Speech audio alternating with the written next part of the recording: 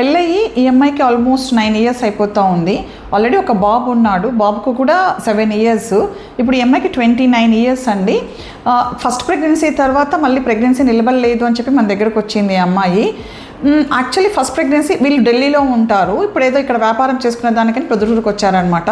So ఇన్ని రోజులు gap ఎందుకు తీసుకున్నావమ్మా అని అడిగినప్పుడు ఏం చెప్పింది అని అంటే, ఇప్పుడు మేము ఢిల్లీలో ఉంటాం కదా, అక్కడ నాకు మా నేటివ్ ప్లేస్ అది, సో ఇక్కడికి చేంజ్ అయ్యాం కాబట్టి ఏదన్నా ఈ ఎన్విరాన్మెంట్ చేంజ్ అయింది కాబట్టి నిలబడలేదేమో అనుకుని వెయిట్ చేస్తాం మేడం, బట్ ఇప్పుడు 7 ఇయర్స్ అయిపోయింది పెద్ద బాబుకి, ఇప్పటికి నిలబడలేదు మేడం ప్రెగ్నెన్సీ, అందుకనే వచ్చాము అని అనింది.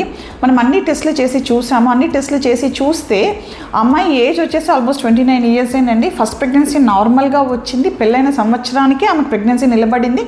కానీ ఇప్పుడు మనం టెస్ట్ చేసి చూసినప్పుడు ఆ అమ్మాయికి వచ్చేసి ఏఎంహెచ్ వాల్యూ అనేది చాలా తక్కువ ఉందన్నమాట, 0.01 ఉంది. తర్వాత FSH-LH హార్మోన్స్ కూడా చేసామన్నమాట. ఒకటి ఏఎంహెచ్ఏ తక్కువ ఉందా, FSH-LH కూడా తక్కువ ఉందా అనేసి చూస్తే FSH-LH హార్మోన్స్ కూడా రైజ్ అయి ఉన్నాయన్నమాట.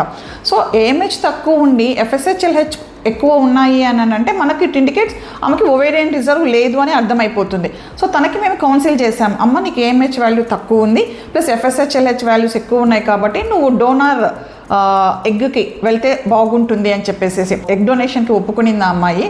సో మనం డోనార్ ఎగ్ తీసుకొని హస్బెండ్ స్పర్మ్ తీసుకొని అమ్మాయికి ఎంబ్రియో తయారు చేసి ట్రాన్స్ఫర్ చేసామన్నమాట. ఫస్ట్ ట్రాన్స్ఫర్లోనే ఆమెకి ప్రెగ్నెన్సీ నిలబడింది, బట్ ట్విన్స్ అనమాట. సో ట్విన్స్కి ఉన్న కాంప్లికేషన్స్ ట్విన్స్కి ఉంటాయి కదా, సో అట్లా అమ్మాయి 34 వీక్స్లోనే డెలివరీ అయిపోయింది, 2 బేబీస్.